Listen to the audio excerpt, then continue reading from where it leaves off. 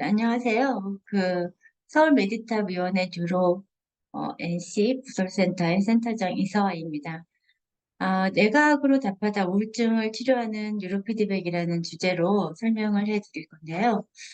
방금 발달 센터장님께서 말씀하셨듯이 우울증에 대한 어떤 원인과 어떤 증상에 대해서 설명을 들으셨다면 저희 같은 경우에는 이 우울증으로 뇌과학적으로 뉴로피드백이라는 훈련을 통해서 어, 이 우울증 치료를 네, 가능하게 하는 그런 치료를 하고 있는데요.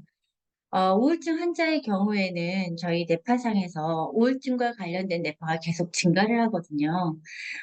저희가 그 뇌파를 찍으면 정상적인 뇌파와 비정상적인 뇌파를 구분을 할 수 있는데, 그 정상적인 뇌파는 굉장히 강화시키고, 비정상적인 뇌파를 약화시키는 그런 훈련을 하게 됩니다.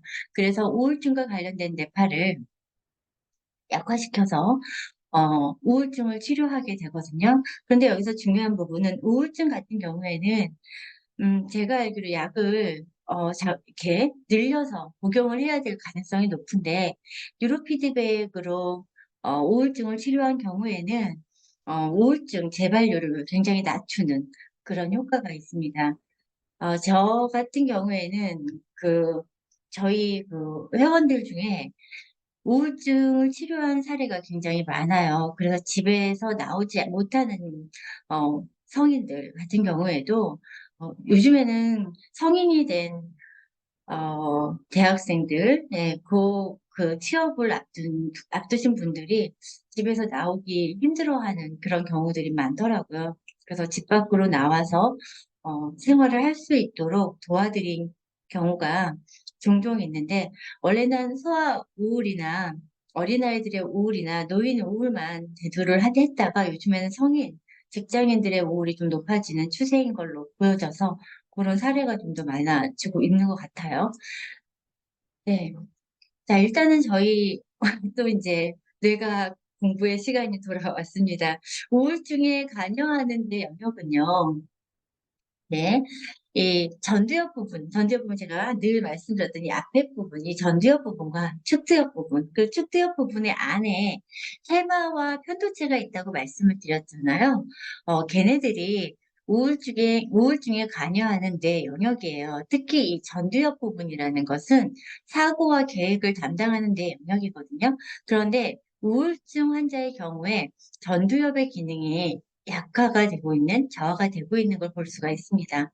그리고 축두엽은 그 해마와 편도체 이 부분이 그 감정과 기억을 담당하는 데 영역이거든요.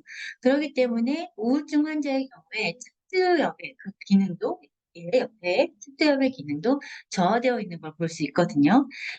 그렇다면 이제 축두엽 쪽에 그 해마와 그 편도체가 하는 역할이 해마가 기억력을 담당하는 부분이라고 말씀을 드렸었는데, 이 해마의 기능이 저하가 되기 때문에 기억력이 좀, 네, 인지 능력에 대한 부분을 동반을 할 수가 있고요.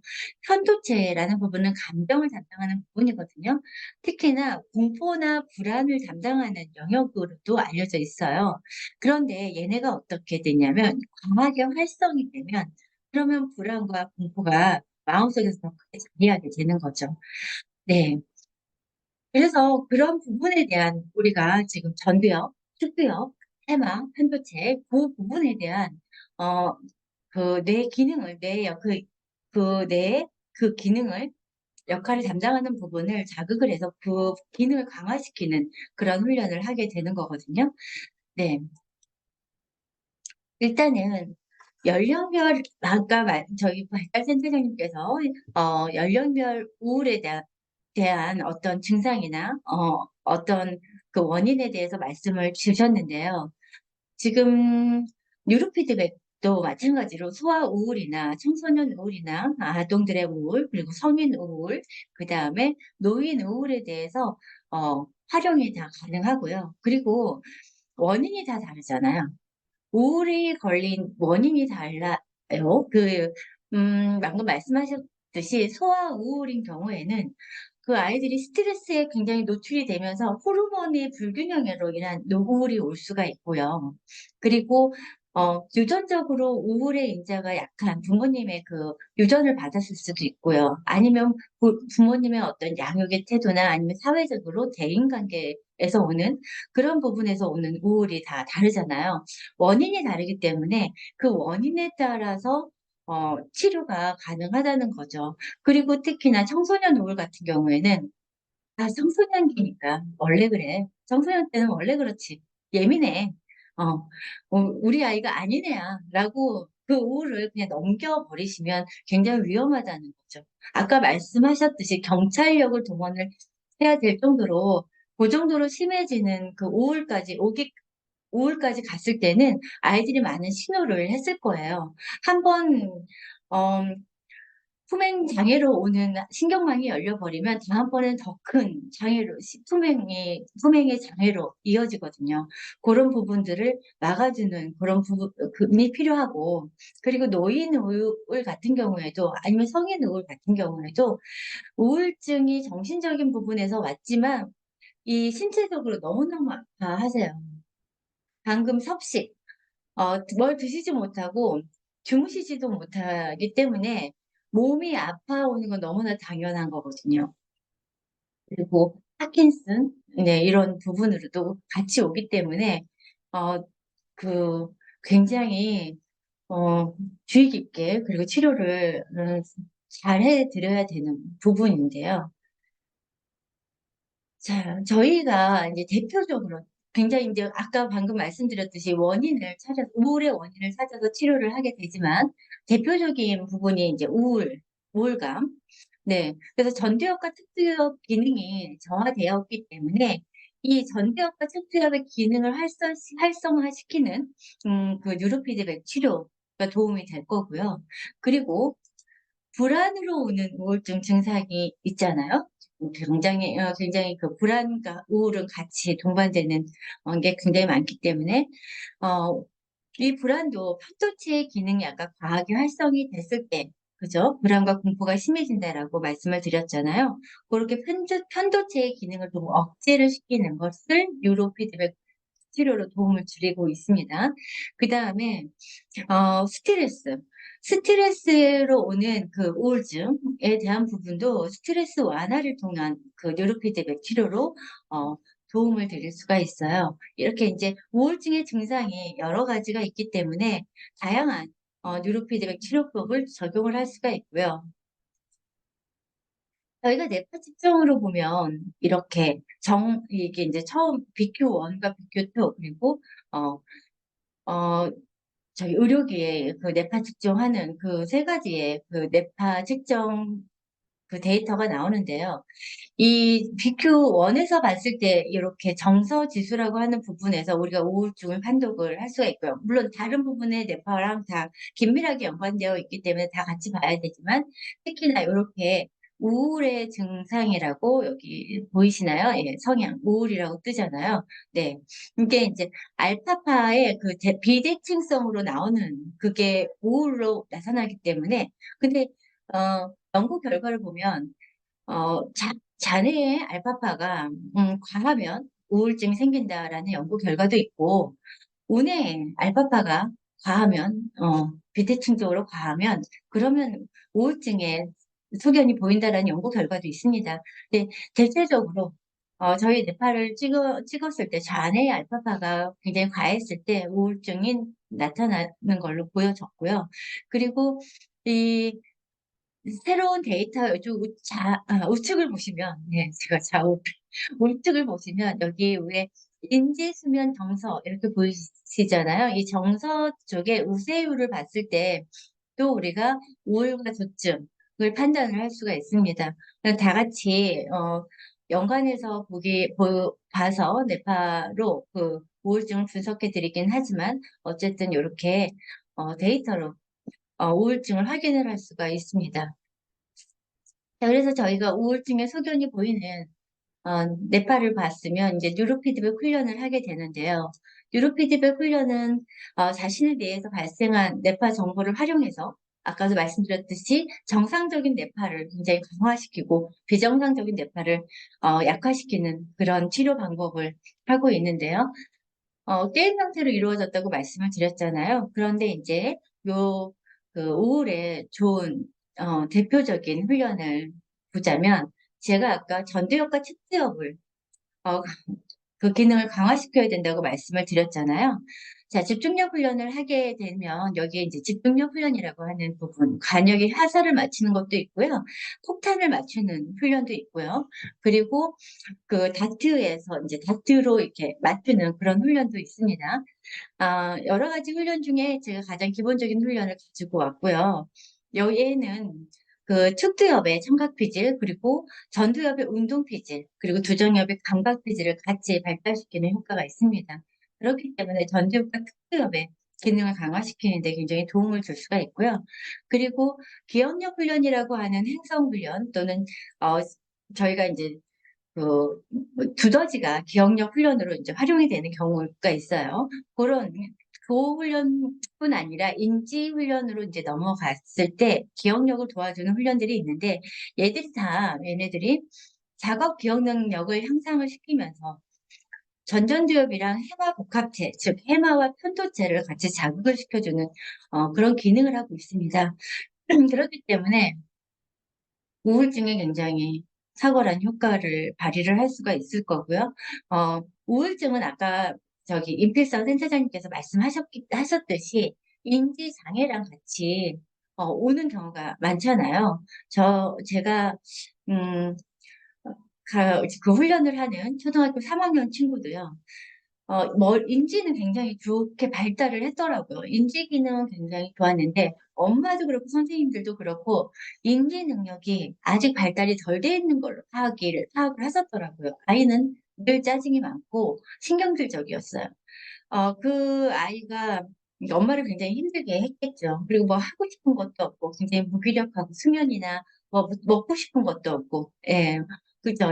그 우울증에 대한 증상이, 소아 우울증에 대한 증상이 그대로 나타나는 친구였는데, 그 친구가, 짜증이 점점 뉴로피드백 훈련으로 짜증이 줄면서, 음, 그, 인지 능력이 조금씩 살아나기 시작을 하는 거죠. 그래서 제가 분명히 말씀드렸거든요. 이 아이는 인지 능력에 문제가 있는 아이가 아닙니다라고 말씀을 드렸는데 다들 반신반의하셨죠. 그런데 이 짜증이 줄고 예민함이 사라지니까 식욕이 조금씩 이렇게 좀 늘어났을 거 아니에요. 음식 먹는 것도 좀 괜찮고 특히나 잠을 제대로 자기 때문에 그 좋았던 인지 능력이 네, 나타나는 거죠. 그래서, 제가 그 아이 소아 우울을 좀 해결을 해줬더니 학습까지도 연결이 되는 것을 직접 보았고요. 그리고 이제 사고력 훈련이라고 이 훈련 또한, 인지 능력을 굉장히 좋게 만드는 건데, 실은 특두엽이랑 전두엽이랑 교정엽을 같이 발달시키는 훈련이에요. 그렇기 때문에, 아이들의 그런 우울감이나 아니면 아니면 성인들의 우울증에 도움이 될 뿐 아니라 학습 능력 있는 내 기능을 다시 나타나게 하는데 굉장히 도움을 줄 수 있다는 거죠. 그리고 아까 말씀드렸듯이 그 밸런스의 부분의 문제라고, 네, 호르몬의 어떤 불균형이 올 수도 있다고, 스트레스로 인한, 네, 그래서 저희의 훈련 중에 자원의 균형을 해주는 훈련이 있어요. 그래서 자원의 밸런스를 맞춰주는 훈련이기 때문에 호르몬의 밸런스까지 같이 도움을 줄 수가 있거든요. 그래서 밸런스의 균형까지도 자원의 어떤 그 기능적인 연결까지 도와주는 훈련을 하고 있습니다. 그리고 또 한 가지 이제 뇌 건강 명상 훈련을 통해서 체력을 증진시키거나 혈액순환을 좀 조절을 한다거나 건강을 증진시키는 그런 역할을 하기 때문에 그러기 때문에 뉴로피드백 훈련으로 그런 건강적인 부분에서 도움을 드릴 수가 있어요. 저희 이제 이 성공 사례를 보면 이 친구 같은 경우에도 우울증과 이 어떤 행동의 장애, 그런, 품행장애인데 그 말을 그렇게 돌려서 얘기를 하네요. 품행장애가 있었던 친구인데, 네, 뇌파가 상당히 안정됨으로 인해서, 어, 조금 이렇게 분노나 이런 부분들이 없어졌을 거잖아요. 네, 그래서, 아이가 굉장히 그 우울했기 때문에 그걸 표현하는 거를 품행 장애로 나타났었던 친구여서, 그 친구의 그런 우울감을 좀 극복을 시켰더니 자은의 균형의 지수가 지금 값이, 어, 50점 만점이라고 저희가 대칭성이 50점 만점에 40점만 넘어가도 대칭이 된다라고 봐줬는데, 지금 34 전혀 대칭이 되지 않는 점수에서 43점 자원의 대칭을 좀 맞춰주는 그런 성과를 좀 거뒀었거든요. 그러면 품행에 대해서 품행은 굉장히 많이 좋아진 그런 걸 볼 수가 있고요. 그리고 그것보다 이제 아이가 속으로 삭히는 우울이 좀 적어졌다는 게 더 의미가 있었던 것 같습니다. 특히 이 친구는 17세 친구였었는데, 어, 너무 초기 뇌파 긴장과 불안이 많았어요. 긴장과 불안이 많고 또 면역력도 많이 떨어지고 몸까지 같이 아프다 그랬잖아요. 안 아픈 데가 없었던 아이였었죠. 그리고 우울이 많고 학습을 방해하는 뇌파, 그러니까 전혀 학습을 하고 싶어 하지 않은 그런 아이였던 거죠. 자, 그런데 이제 9개월 정도 되니까 뇌파가 굉장히 많이 안정된 게 보이시죠? 그러면서 기초율동, 아까 제가 인지 부분에서 인지 부분에 장애가 있었다가 인지 부분이 끌어올려진다라고 했었어서 그 연령 표준의 11Hz에 대해 해당하는 부분이 IQ가 한 120 정도 된다. 연령 표준이 그렇게 된다 그러면 그 120에 올려져 있는 상태예요. 처음에는 자네가 8, 공부를 할 수 없는 내 상태의 어떤 IQ 상태였던 거죠. 그런데 이게 이제 어, 어떤 면역이나 그 불안 그런 심리를 좀 많이 올려놓고 그리고 스트레스 저항이 굉장히 높아졌어요. 그러니까 스트레스가 굉장히 많이 완화된 친구예요. 그러다 보니까 본인의 그 인지가 나왔던 음 아까 말씀드린 초등학교 3학년과 비슷한 그런 효과를 얻게 된 아이인데요. 어쨌든 얘가 이제 고등학교 1학년이었기 때문에 놓쳐버린 시간들이 많아서 그게 좀 안타까웠지 공부를 할 수 있는 데가 되었던 거죠. 네, 그리고 네, 연령 기준. 그리고 면역력이 굉장히 여기 이제 주의 지수가 저희가 이제 면역력이랑 관련된 부분인데 굉장히 긴장이 많았던 친구에서 긴장이 10이 넘어가면 엄청 긴장을 한다고 그런 그 데이터가 있는 건데 얘가 24였다가 그죠? 다른 그 긴장이 높은 사람들의 두세 배의 긴장을 가지고 있었다가 긴장이 1로 그러니까 긴장이 거의 없어진 거예요. 불안감이 거의 없어진 상태로 네, 치료가 된 거죠. 네, 아까 제가 말씀드렸잖아요. 스트레스가 굉장히 완화가 되니까 공부를 하기 시작했다고. 이 친구가 스트레스에 대한 그 부분이 굉장히 심했었던 아이였거든요. 그랬는데 지금 마지막에 지금 뇌파 찍었을 때가 96이 저항 지수거든요. 저항. 90% 이상을 저항을 한다는 얘기예요. 그렇기 때문에 아까 지난 강의에서도 제가 말씀을 드렸는데 뭔가 화가 나면 뒤돌아서면 잊어버리는 상황이 되는 그런 마음의 평정심, 네, 마음의 여유가 좀 생긴 거죠. 굉장히 저는 이 데이터를 보고 항상 감동을 하게 되는데요. 어쨌든 요렇게 저는 아이를 한 명 살렸다고 생각을 하고 있습니다. 네. 그래서 이제 어느 대학을 갈지도 이제 생각을 하게 되고 그 전까지는 대학이 뭐야 뭐 네, 하고 싶은 게 없는 걸요. 네, 그랬었기 때문에 굉장히 의미 깊은 그런 보람을 줬던 그런 치료의 아이였었던 것을 이제 말씀을 드리고요. 네, 너무 빨리 끝났나요? 네, 우리 임필상 센터장님께서 그 부분을 설명을 해드렸기 때문에 제가, 네, 과학적으로 어떻게 뉴로 피드백을 활용을 해서 아이들을, 아니면 이 우울증을, 완화시키고 치료하는지에 대한 설명과 사례를 간단하게 준비를 했고요. 이 부분에 대해서 더 궁금하신 부분이 계시면, 네, 우리 서울 메디탑 의원의 그 홈페이지에 질문 올려주셔도 좋고요. 이렇게 개인톡을 알고 계시면 개인적으로 질문하셔도 설명을 좀 해드리겠습니다. 네, 제가 준비한 내용은 여기까지입니다. 네, 혹시 질문 있으실까요? 질문 없으시면, 네, 지금 마무리를 해보겠습니다. 감사합니다.